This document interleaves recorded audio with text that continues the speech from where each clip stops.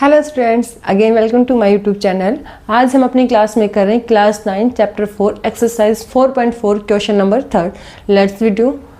Question number 3 is factor the following. आपको नीचे parts दे रखे हैं, उनके क्या करने हैं, फैक्टर करने। तो first part is 9a square b square 4c square -6ab 12ac और -4bc।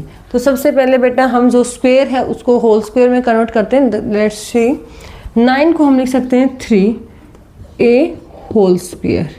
हम b को क्या लिख सकते हैं, b होल स्क्वायर, क्योंकि 1 का होल, अगर इसको हम 1 भी करेंगे तो ये ऐसे ही रहेगा। इसको हम लिख सकते हैं 2c होल स्क्वायर माइनस।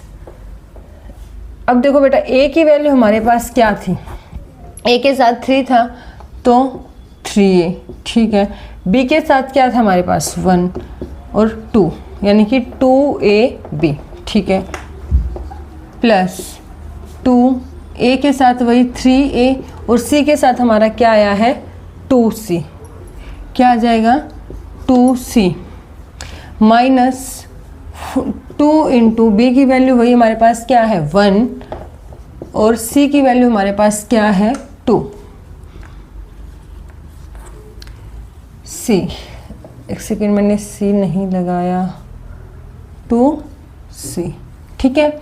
अब हम इसको करते हैं, इसको हम लिख सकते हैं 3a square plus b square plus 2c square. अब देखो बेटा, हमारे यहाँ पे इसमें और इसमें कॉमन क्या है, b कॉमन है, तो हमें पता है कि हमारे पास b की वैल्यू क्या है, नेगेटिव है। तो b की वैल्यू को हम क्या लेके चलेंगे, नेगेटिव। तो ये हो जाएगा हमारे पास plus 2 into plus 3a minus b plus इसको रखेंगे 12ac और इसको हो जाएगा, ये हमारा हो जाएगा 2 इंटू माइनस बी और 2c। वापस से हमारी वही क्वेश्चन आ जाएगा इसका, क्या 3a square plus b square plus 2c square minus 6ab plus 12ac minus 4bc। तो बेटा ये हमारी आइडेंटिटी कौन सी होगी, a plus b plus c whole square equal to 2 is equal to a square plus b square plus c square plus 2ab plus 2bc plus 2ca। a square b square c square plus 2ab 2bc और 2ca, इनको हमने थोड़ा, ये हमारी क्या है, ab यहाँ पे है तो AC यहाँ पे BC, तो इंटरचेंज हम अपनी टर्म को क्या कर सकते हैं, इंटरचेंज कर सकते हैं। तो हमारे पास ये वाली आइडेंटिटी किसका होल स्क्वायर आ जाएगी, 3a plus minus b 2c whole square. तो इसको हम लिख सकते हैं 3a minus b plus 2c whole square. इसके क्या है फैक्टराइजेशन, और इसको हम क्या भी लिख सकते हैं 3a minus B plus 2c into 3a minus B plus 2c। Okay, next part is part number second. Part number second is 16s square 25t square minus 40st। तो हम बेटा 16x स्क्वायर को क्या लिख सकते हैं 4s होल स्क्वायर, 5 को क्या लिख सकते हैं 5t होल स्क्वायर, ठीक है, माइनस s की वैल्यू हमारे पास क्या है 4s और t की वैल्यू क्या है 5t, 20 होने में 2, तो ये 2ab। तो हमारे पास ये b की वैल्यू क्या होती है नेगेटिव। तो हमारे पास आइडेंटिटी बन गई है 4s minus 5t, 4s minus 5t whole square. इसको हम क्या लिख सकते हैं 4s minus 5t, 4s minus 5t, इसको हम ऐसे भी लिख सकते हैं। यहाँ पे हमारी आइडेंटिटी अप्लाई हुई है, a minus B whole square is equal to a square plus b square minus 2ab। Got it. Next part number 3 is r square minus r minus 42। इसमें हमारे पास देखो किसी का एक ओनली आर का होल स्क्वायर है, यहाँ पे आर का सिंगल टर्म है, तो ये हमारी क्वाड्रेटिक इक्वेशन है। इसको हमें क्या करना है, स्प्लिट करना है, यानी कि तोड़ना है। किस में? इसको तो हमें तोड़ना है a प्लस बी में, और इसको हमें करना है a इंटू बी में।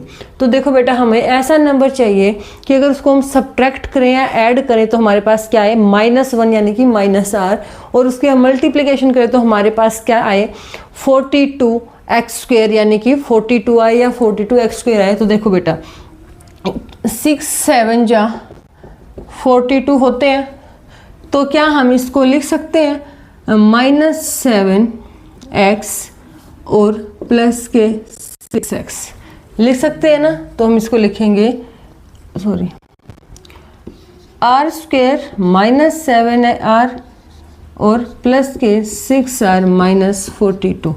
इन दोनों को कर रहे हैं तो हमारे पास -r ही आया, तो यहाँ से इन दो टर्म में से हम r क्या कर देते कॉमन, तो r -7। अब यहाँ से हम क्या निकाल लेते, 6 कॉमन निकाले तो r -7।